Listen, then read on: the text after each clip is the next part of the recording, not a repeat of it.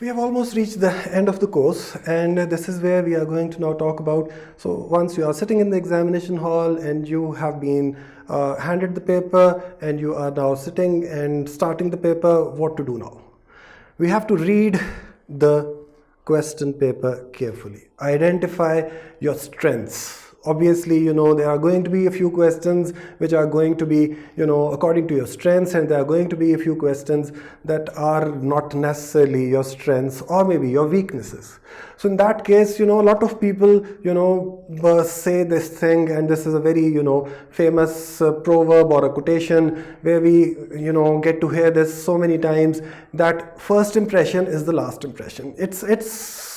Yes, it's not completely correct, but it is, quite correct, because, once as an examiner, when I am going to check the paper, if the first question is really good, it is going to create an impression in my mind that the child knows what he or she is talking about. So try to do the first question, which is your strength.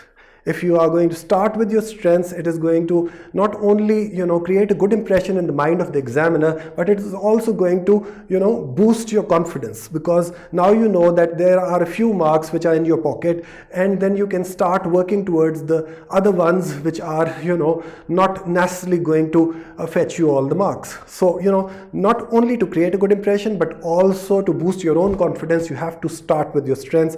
First question and second question, these are the type of questions which should be really good.